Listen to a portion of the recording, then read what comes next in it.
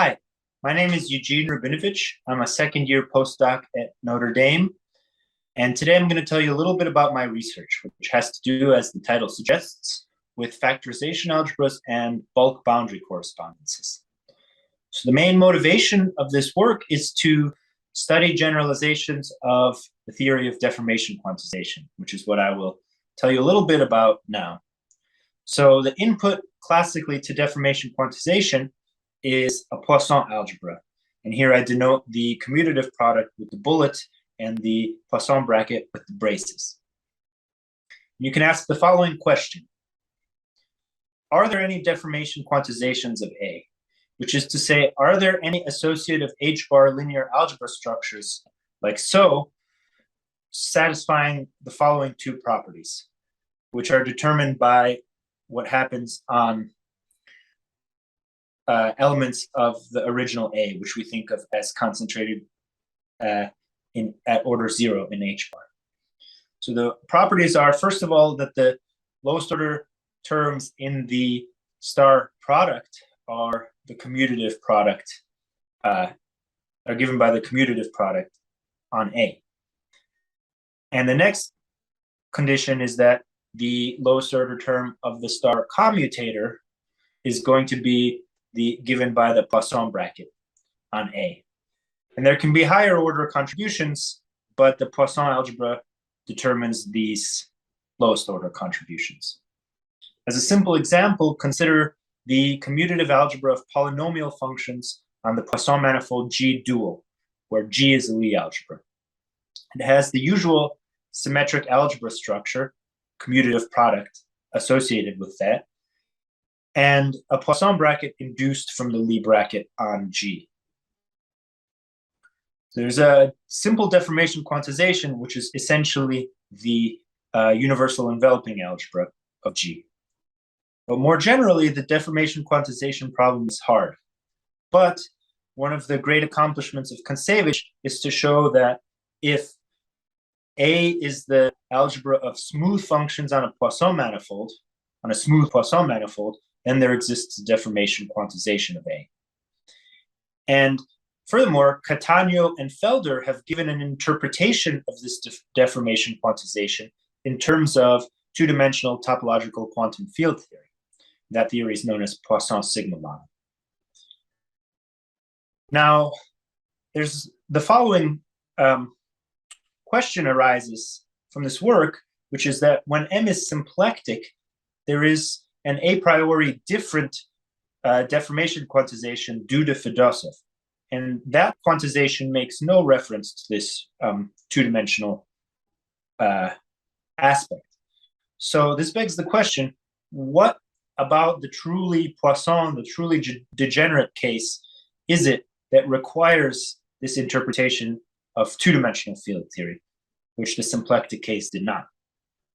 And I'm going to outline one answer to this question using the language of factorization algebras. So what is a factorization algebra?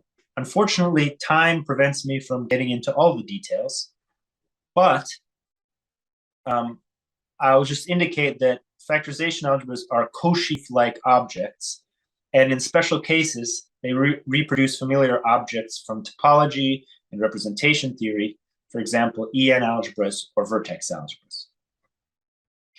A rich source of examples of factorization algebras are classical and quantum field theories, and in this case, on a manifold M without boundary. And Kevin Costello and Owen William have shown that given a classical or a quantum field theory, there is a classical or quantum factorization algebra of observables. And furthermore, in the classical case, the classical observables form a Poisson algebra with a Poisson bracket of degree +1. And we say in this case that the classical observables form a P0 factorization algebra. And in my dissertation, I extend these results to certain classes of field theories on manifolds with boundaries. So here we can now take M to have a boundary. And hopefully the following picture can give you an example to keep in mind concerning factorization algebras. So the input is an associative unital algebra, for example, the commutative algebra SIM-G, which we've described before. And you can produce from that a factorization algebra on R. And you can describe it by the following picture. So a factorization algebra, like a cosheaf, needs to assign something to every open interval in R. And this particular one assigns A to every open interval. But a factorization algebra needs also to assign structure maps whenever you have a disjoint union of intervals including into a larger interval. So in this case, we have two smaller intervals including into a larger interval, and the corresponding structure map needs to be a map from A tensor A to A again.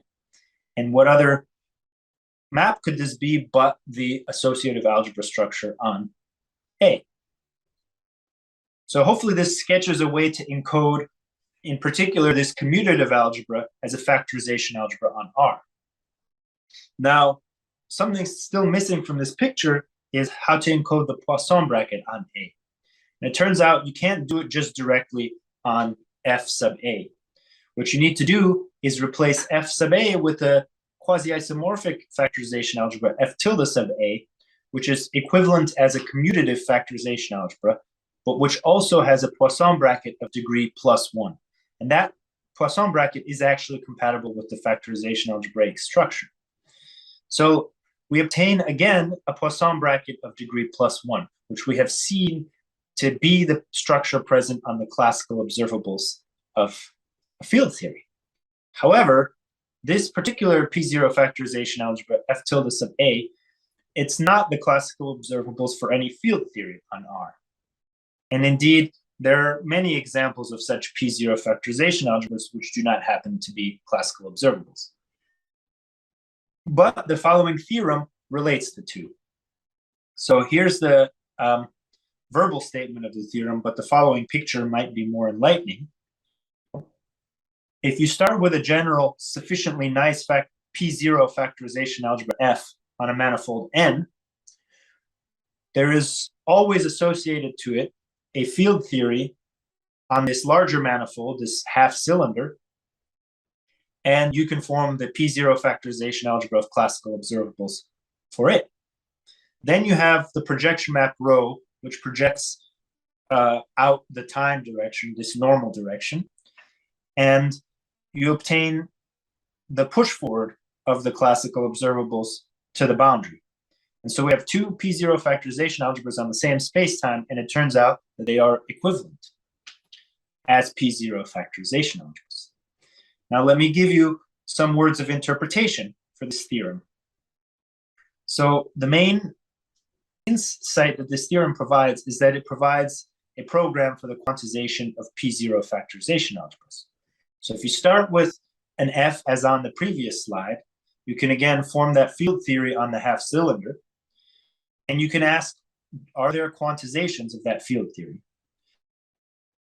And this is a question that can be answered using the techniques of my dissertation, which are generalizations of the methods of Costello and William. And if you do obtain a quantization, then you can also just define the quantization of the original F to be the push forward via rho of the quantum observables.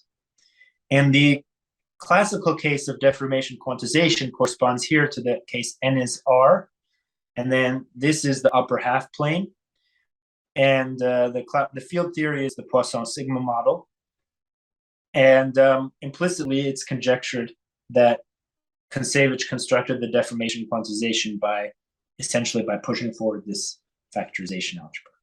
But the beauty of this perspective is now we have a general manifold N and a quite general class of P0 factorization algebras that we can work with, and this perspective unifies them all. So in particular, something that I hope to study in the next few years is to study the analogous story for Poisson vertex algebras. So that's all I have to say. Thank you very much for listening, and never hesitate to contact me if you have any questions.